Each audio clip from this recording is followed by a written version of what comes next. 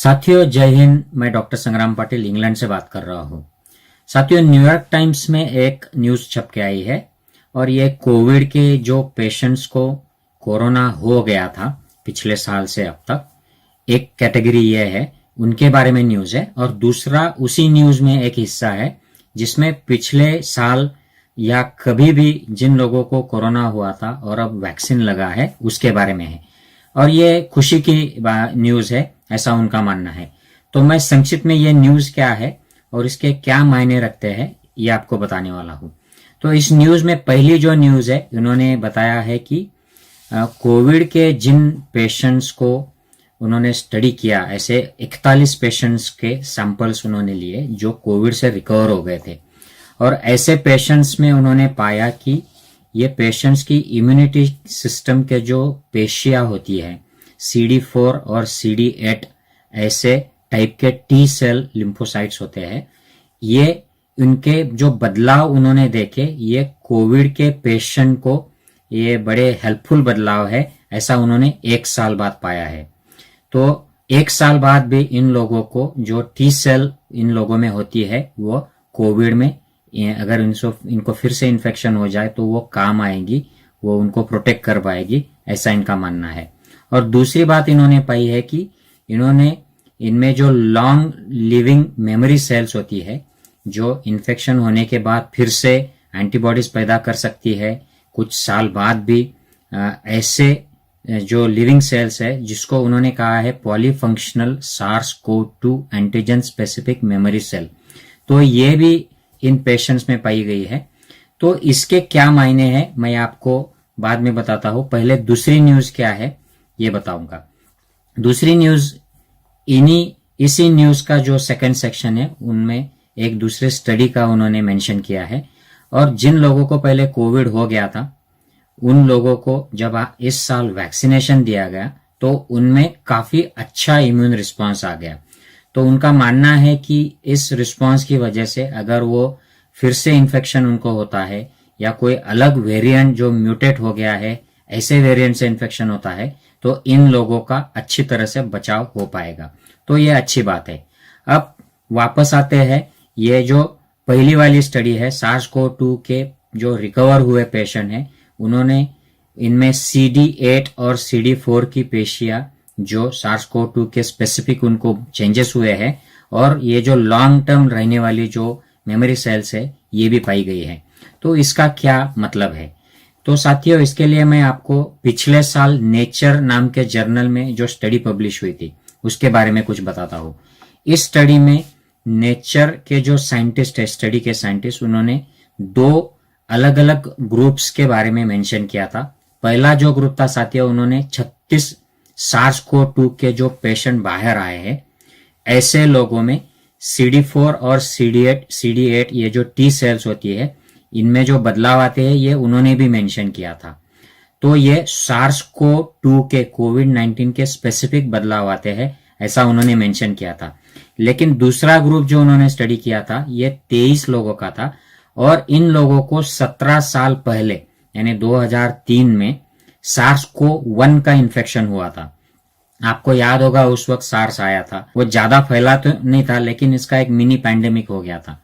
तो इन 23 लोगों में 17 साल के बाद भी उन्होंने पाया कि इनमें वो CD4 और CD8 सेल जो है टी सेल उनके बदलाव है और इनमें जो लॉन्ग टर्म रहने वाली जो स्पेसिफिक मेमोरी सेल्स है ये भी पाए गए थे इन लोगों के शरीर में।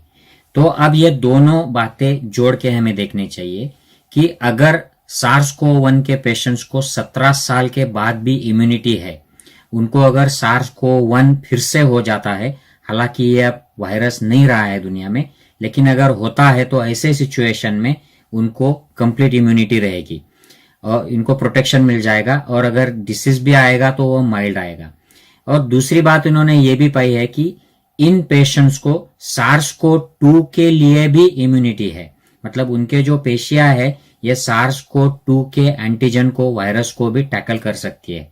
मतलब इसको हम क्रॉस इम्यूनिटी कहते हैं। पहले वाले कोरोना वायरस के जो इन्फेक्शन है इसकी वजह से अब के कोरोना वायरस में प्रोटेक्शन मिल जाता है और ये काफी सारी स्टडीज में पाया गया है पिछले साल एक बीएमजे ब्रिटिश मेडिकल जर्नल में पीटर दोशी करके एक एडिटर है, उन्होंने एक आर्टिकल लिखा था और उन्होंने कई सारी स्टडीज में ऐसा पाया है कि पिछले कोरोना वायरस इन्फेक्शन अलग अलग जो होते हैं उनकी वजह से क्रॉस इम्यूनिटी डेवलप होती है। सार्स को में 1 में इम्यूनिटी हो जाती है, सार्स को 2 में भी उसका फायदा होता है, ऐसा मेंशन किया था।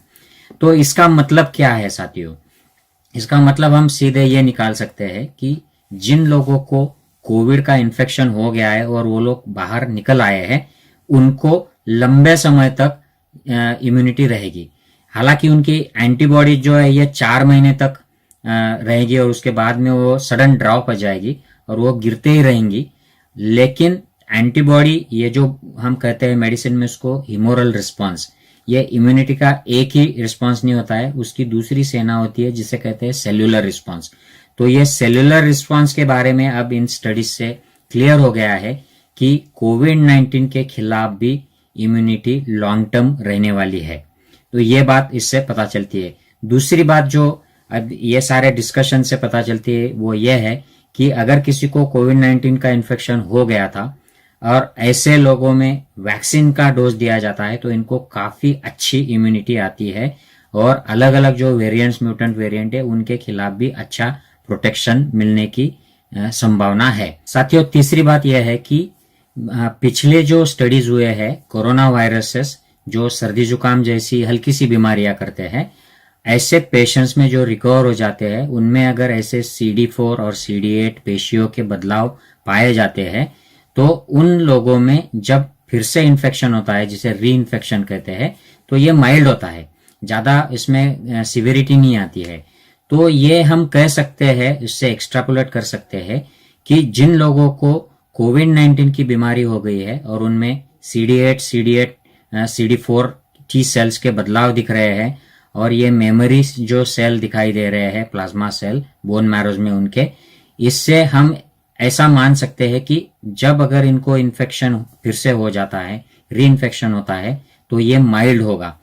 और आखिरी बात जो है साथियों, इससे यह पता चलता है कि जैसे ही कोविड-19 के एंटीजेंस जो होते हैं, जो वायरस के प्रोटीन होते हैं, उनके खिलाफ एंटीबॉडी डेवलप हो जाती है और जो पेशियां T cell, B cell stimulate होती है और मेमोरी सेल क्रिएट हो जाती है, तो इससे लॉन्ग टर्म इम्यूनिटी आती है। तो यही लॉन्ग टर्म इम्यूनिटी वैक्सीन की वजह से भी एक्सपेक्टेड है।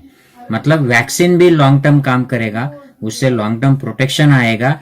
ये बात अब लोग मानना शुरू हो गए हैं।